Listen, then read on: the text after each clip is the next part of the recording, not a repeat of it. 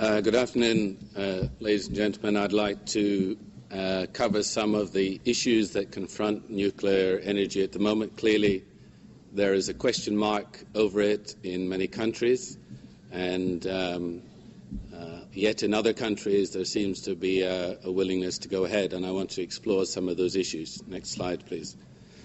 Why is the OECD interested? Well, something like 80 to 85% of the nuclear capacity in the world are in OECD countries. It's nearly 15,000-year reactor years of operation. It's a very large workforce and a highly qualified manpower. And maintaining that, regardless of what the new build program is, remains a challenge for the industry. Next, please. But worldwide, of course, there's a very wide use of nuclear power, from the largest in France, about 75%, right down to the way to China, which you can see there has about 2%. And on average, there's about 13 or 14% of the world's electricity being produced from nuclear at the moment. Next slide, please.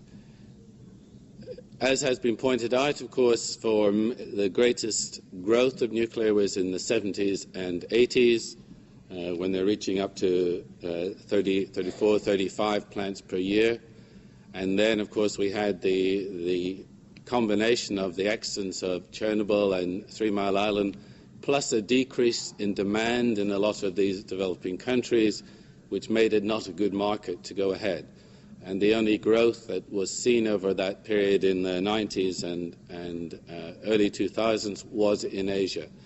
But, of course, very recently we have begun to see a pickup in growth. And in 2010 we had 16 reactor starts, which was probably the highest that there had been since the 1980s. These figures are, of course, at the end of 2010. And then in March 2011 we had the Fukushima Daiichi accident. Next slide. Currently, of course, it's worth reminding ourselves there are 67 nuclear plants being built around the world, of which 54 of them are being built really in more recent times. Something like 13 of those have been under construction for a very long period of time. But it's interesting just to note that even of these very long plants under construction for a long time, nearly all of them now have a finished state, other than the VVRs in Bulgaria and the RBMK in the Russian Federation. So there continues to be an interest in many countries in build. Next slide. So why nuclear power? Well, there are probably a number of things which motivate countries' interest in nuclear power. The first is security of energy supply. You remember back in the 70s that France went the nuclear power route simply because of the oil shocks and its realization that it was dependent on imports of oil and gas from countries and that those could dry up. Nuclear, when it's installed, provides really what is almost a quasi-indigenous source of electricity, and that's because it's easy to store uranium, and the uranium comes from generally very stable countries in the world. So that gives a country control over its own energy futures, which is very important in ensuring affordable and secure energy to meet the demand. The second issue is, of course, demand. Demand continues to grow, and it continues to grow mostly now in developing countries, and we need to think about how those countries are going to provide energy. The third main issue is, of course, the concern that we all have about doing something to mitigate climate change, given the increasing evidence of real effects. And the fourth issue is there are more attractive economic outcomes and projections for nuclear than there has been for some time. Next slide. Let me just say a little bit about each of those. Well, first of all, security of supply. There are two sides to that. There's first of all the external dimension, that's what's happening in the world, and what is your ability to do anything about that. And secondly, what's happening in your own country in terms of the adequacy of generation capacity, grid structure, price, electricity markets, etc. And I've just indicated there in the red arrows those areas where nuclear provides help. Clearly, in terms of access to primary fuels, as I say, the ability to store uranium gives you some independence from geopolitics. Unanticipated resource exhaustion is not an issue. Resilience to changes in climate policy is, of course, something which nuclear provides because it emits no CO2 during operation. Internally, it provides adequacy of generation capacity and ability to run baseload. It provides price stability because while they're expensive to build, their operational costs on a long-term basis, 60 years, maybe even 80 years, are very low and controllable. And finally, they do provide reliability. The reliability of nuclear in countries has improved significantly. Many countries running with availability factors around the 90% level. Next slide. There is, of course, a very strong relationship between the Human Development Index and the availability of energy. And you can see in this particular figure how that countries with access to electricity have also very high standards of living. And to illustrate that, in Western countries we consume around 7,000 to 8,000 kilowatt hours per person, and in some African countries they consume between 70 and 80 kilowatt hours per person. So clearly those countries have a demand for energy, and that with energy comes economic development, health and environment, etc. Next slide.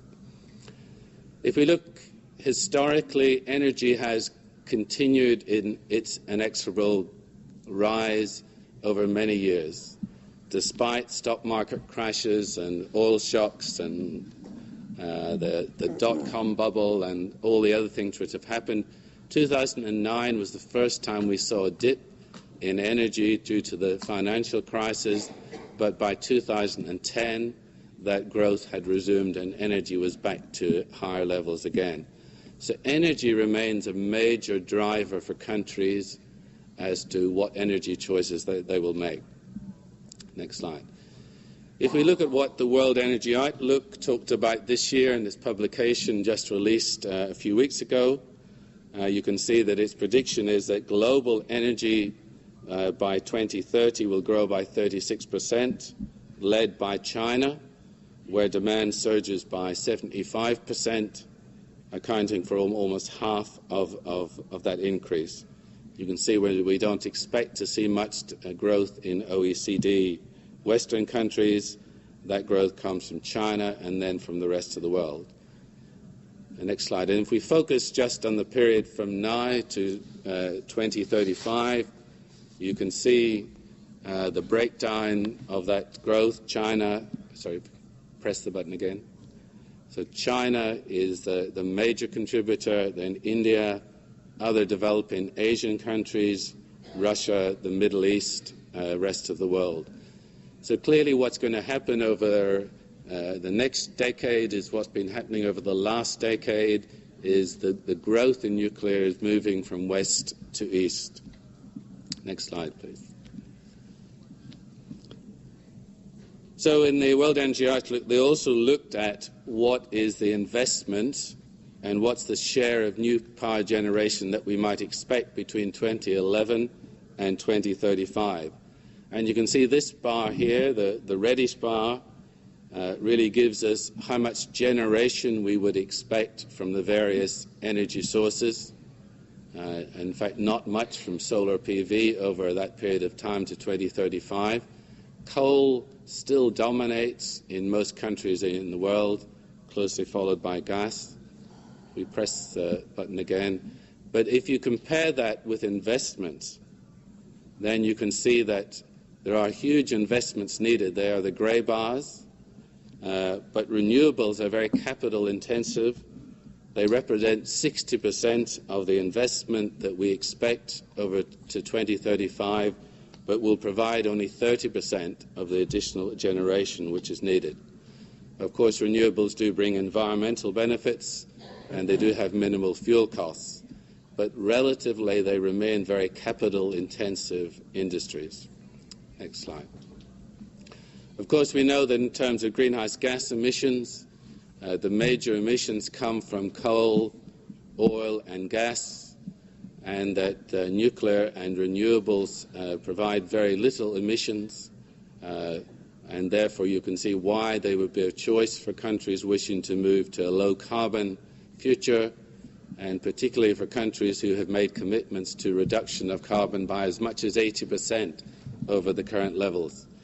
And it's just worth pointing out, of course, we've heard a lot about the new age of gas due to the discovery of ways of mining shale gas and other unconventional gas. But gas is, of course, not a low-carbon future. Next slide, please. And now I just try and compare that every 26 tons of uranium oxide used saves 1 million tons of carbon dioxide relative to coal. Now, we have had a comment about the availability of uranium. The Red Book, which is produced by the NEA and jointly with the IAEA, indicates that we have about 100 years of assured resources left at current rates of use, and maybe 300 years left if we use the unconventional sources like phosphates, etc. But of course, that same uranium used in a Generation 4 reactor or in a fast reactor would mean that uranium could last for 3,000 years, up to 9,000 years.